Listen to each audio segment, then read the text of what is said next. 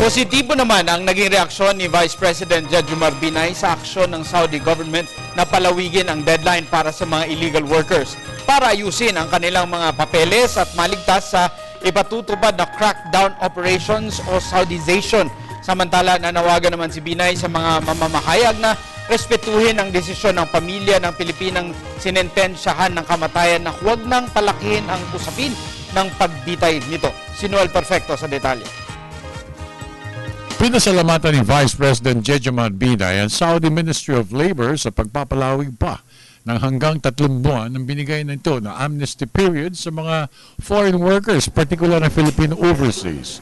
Ayon kay Vice President Binay, ay napakalaking tulong sa lahat ng mga OFWs na nasa Saudi para maisaayos ng mga ito ang kanilang mga dokumento upang mamalagi at makapagtrabaho pa sa naturang bansa. Nanawagan rin si Binay sa mga kababayan natin na gamitin ng mga ito ang karagdagang panahon para maisumite ang requirements ng Saudi government sa Philippine Embassy. The problem is factual, no? Na yung facilities at yung administrative responses ng Saudi could not cope up with the demands, no? Daan-libo ito eh. Hindi lang naman Pilipino ang na-involve dito, no? Nandyan yung mga Indians, nandun yung Bangladesh, nandun ang Indonesia, o nandun ang Pakistani, o nandun ang Pilipinas. So lahat nito itinatama ang papeles nila. So talagang lahat nagkaisa ng pakikiusap na magbigay ng extension. Samantala, tungkol naman sa pagbitay ng Filipina drag mule sa bansang China, nakiusap ng mga magulang at kapatid ng bibitaying Pilipina na sana ay huwag nang i-anunsyo ng mga media men ang mangyayaring pagbitay at huwag na rin ihayag kung saan gagawin at ano pa ang kasunod na mangyayari matapos ang pagbitay. Dahil dito, nanawagan rin si Vice President Binay sa mga mamamahayag na respetuhin na lang ang pakiusap ng pamilya para hindi na mapag-usapan pa ang gagawing pagbitay. Ang pakiusap ng pamilya, no?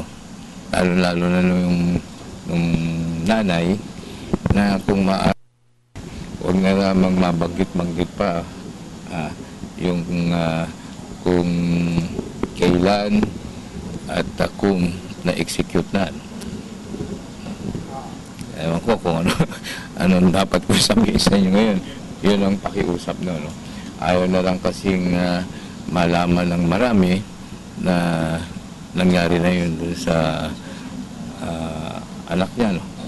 Patunayan para wala na ngang siguro isang dahilan to kung bakit ang pakiusap ng magulang kung ma-execute rin lang, i-cremate na lang. Hindi rin inihayag ni Binay ang takdang araw ng bitay.